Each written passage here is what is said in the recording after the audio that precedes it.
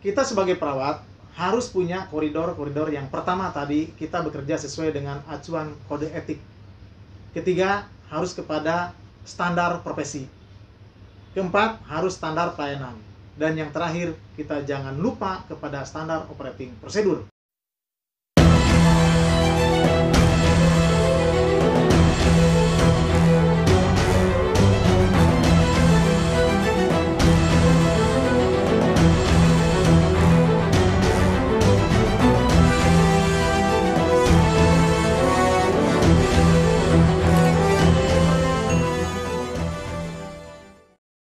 Halo guys, ketemu lagi di Nescafe DPK Rumah Sakit Premier Jatinegara.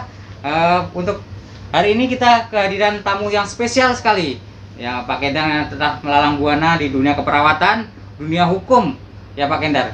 Betul. Ya. Terima kasih Pak Kendar telah hadir di Nescafe kita hari ini. Ya, jangan lupa tetap dukung channel YouTube kita DPK Rumah Sakit Premier Jatinegara.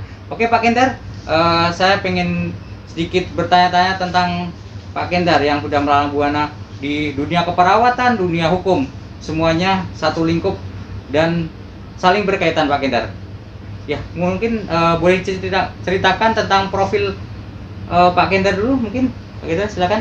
Baik, terima kasih Pak Edi yang terhormat, DPK Rumah Sakit Premier Jatinegara. Perkenalkan, nama saya Sukendar dan sehari-hari panggilan Kendar. Gitu. Profil saya kebetulan saya nursing di kamar bedah dan di IGD, dan terakhir job yang terakhir di customer service Rumah Sakit Premier Jatinegara. Mungkin untuk lain-lainnya ya berkecimpung di handling komplain, berkecimpung di dunia hukum dan baik litigasi maupun non litigasi. Begitu Pak Edi. Oke, berarti untuk kali ini kita akan berbicara tentang tema handling komplain ya Pak. Ya. Oke, Pak, mungkin boleh diceritakan menurut Bapak itu perawat itu perlu nggak belajar handling komplain, Pak? Oke, pemirsa perawat di seluruh Indonesia, handling komplain adalah keluhan, gitu kan? Keluhan dari customer. Jadi sangat diperlukan untuk perawat di seluruh Indonesia mengerti tentang handling komplain. Karena apa?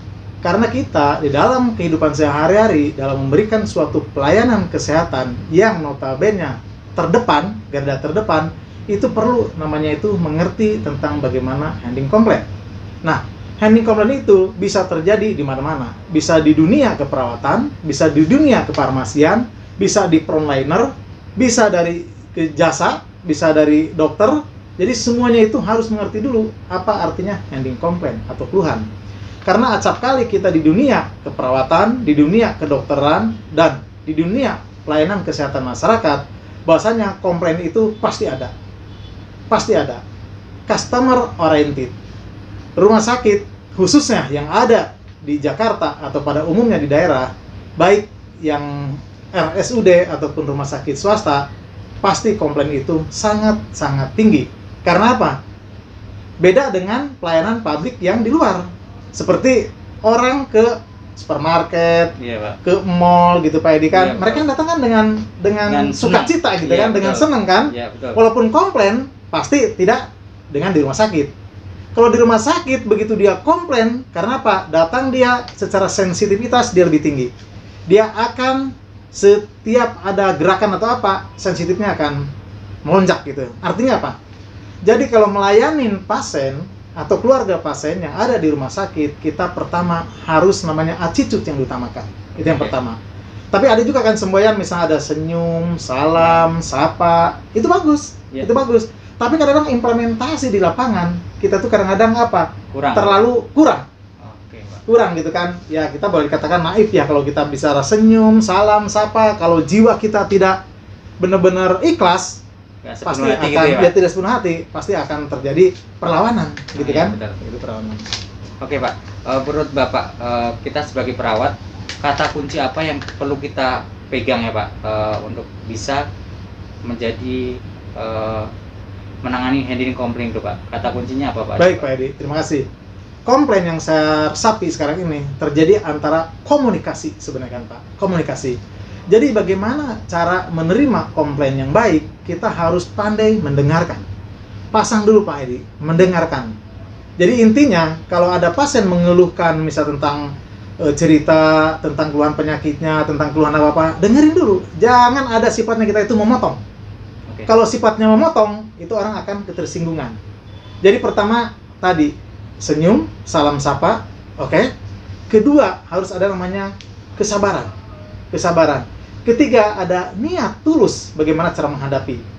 Keempat tadi selain mendengarkan, gitu kan, jangan potong, jangan memotong di pertengahan jalan. Jadi dengarkan dengan baik-baik, kita dengan misalnya gestur tubuh yang baik, attitude kita yang baik, gitu kan.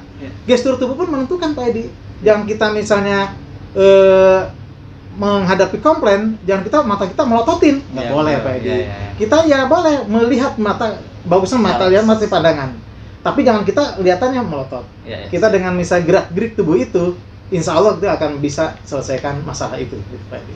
Ya Pak Kinder, sekarang kan lagi marak ya Pak tentang perawat dipukul, ditonjok, itu pasti kan pasien itu komplain ke kita ya Pak. Menurut Bapak bagaimana untuk menyikapinya Pak? Ya tadi Pak Edi, terima kasih. Artinya dalam situasi yang kemarin viralnya video itu yang ada di Palembang dengan kasus kekerasan ya kepada perawat, balik lagi kita Pak, kita harus bersikap namanya profesionalisme, gitu kan. Kita sebagai tadi katanya profesi yang luhur, yang marwah perawat harus dijaga. Tapi balik lagi Pak, kenapa bisa terjadi hal itu kan? Pasti ada sebab ada akibat kan. Konon katanya di berita yang sekarang terbaru seperti kemarin yang ada di televisi, gara-gara apa? Mencabut katanya infus, kan gitu kan? Begitu mencabut infus, katanya berdarah-darah. Balik lagi tadi, bicara tadi kompetensi dan profesionalisme. Jadi setiap ada keluhan, kita nomor satu tuh Pak Edi, nomor satu, kita harus namanya terima keluhan itu dengan baik. Terima keluhan itu dengan baik, kita juga dengan reject gitu kan? Kita dengan salam, senyum, attitude kita tuh harus ramah, kita harus baik. Itu nomor satu ya. Nomor dua, tunjukkan empati kita. Dan keduanya, komunikasi yang lebih baik. Komunikasi yang lebih baik, jangan tadi sifatnya memotong. Itu ya. Dan yang ketiga, petakan masalah. Jadi, petakan masalah keluhan dari customer kita itu. Gimana gitu, petakan gitu. Prioritas atau tidak prioritas gitu kan. Yang harus ditanganin segera atau bisa ditunggu. Dan yang keempat, Pak Edi, segera tangani komplain dengan cepat. Jangan komplain itu ditunda-tunda. Jangan. Karena apa? Itu akan menyimpan bom waktu, suatu waktu kalau misalnya tidak ditanggapi akan terjadi besar. Dan yang terakhir adalah harus kita berikan gitu kan tanggapan atau solusi yang terbaik di dalam menyelesaikan masalah tersebut. Begitu Pak Edi. Jadi profesionalisme yang paling. Oke Pak Kinder, mungkin yang terakhir kali ini ya Pak Kinder, saya minta tolong, mungkin ada yang perlu disampaikan untuk seluruh perawat Indonesia agar kasus yang kemarin itu tidak terulang kembali. Silakan Pak. Baik, terima kasih Pak Edi. Saya menghimbau kepada seluruh perawat yang ada di Indonesia, tolong pertama jaga komunikasi yang pertama. Kedua, tingkatkan skill dan knowledge di dalam ilmu keperawatan. Dan keempat, pandailah menutur kata dalam menghadapi dan menyikapi keluhan dari pelanggan.